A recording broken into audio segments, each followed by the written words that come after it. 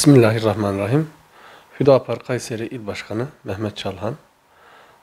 Yaklaşık 2018 yılından beri bu görevi yürütüyoruz. İnşallah elimizden geldiği kadar da gücümüz nispetinde yürüteceğiz. Öncelikle hepimizin de bildiği gibi Hüdapar, yani Türkiye genelindeki partilerin hepsinin de hiçbirinin tüzüğünde olmayan bir madde Hüdapar'ın birinci ana maddesi, anayasası diyelim. Yani referansını İslam'dan alan bir partidir. Bu hasebiyle de biz yani dünya genelinde İslam'a düşmanlık yapan kim olursa olsun biz onun karşısındayız. Biz onlarla da mücadelemizi sürdürürüz, sürdüreceğiz de inşallah. Herzog'un Türkiye'ye gelmesiyle ilgili de yani tepkimizi bu şekilde dile getirelim. Yani kesinlikle gelmesini istemiyoruz. Zaten İsrail diye bir devlet yok ki biz onu tanıyalım. Bu noktada tepkimizi böyle dile getirmiş olalım.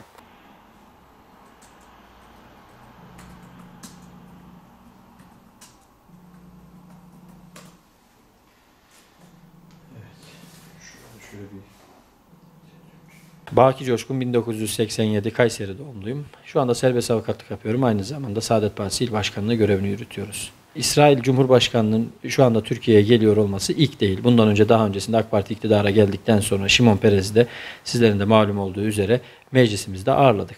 Bununla alakalı da hatta o dönemki alkışlamalarla vesairelerle onlarla ilgili de bizler ciddi bir tepki göstermiştik, mitingler düzenlemiştik.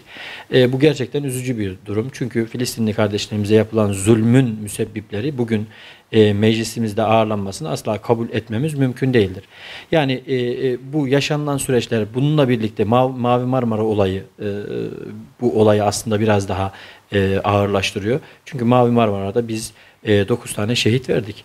Bu sürecin başlangıcında Cumhurbaşkanımız One Minute şeklinde bir tepki gösterdi.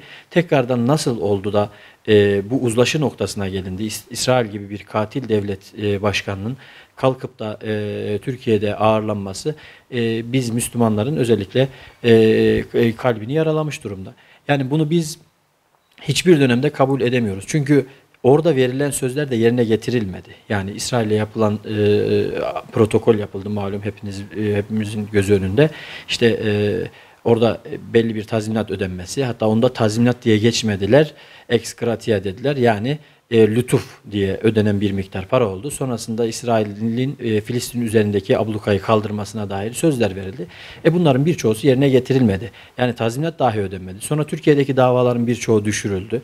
Bu yaşanılan süreçler hala gözümüzün önünde, hala sıcakken, o protokol gözümüzün önündeyken, bugün hala Filistinli kardeşlerimize yapılan zulüm devam ederken İsrail Cumhurbaşkanı'nın Türkiye'ye getirilmesi bizleri vicdanen rahatsız ediyor.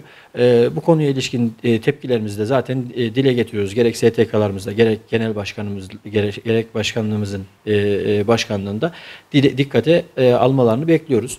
Bununla ilgili bizler yani ilerleyen süreçte de muhtemelen 8-9 Mart tarihlerini herhalde öngördüler. O tarihlerde gelecek. Bununla alakalı yine zaten açıklamalarımız da olacak. Kesinlikle kabul etmediğimizi çok net bir şekilde ifade ediyoruz. Çünkü yaşanılan bir zulüm var. Bu zulme dur demek yerine katil birisinin tekrardan Türkiye'de ağırlanması vicdanları yaralıyor.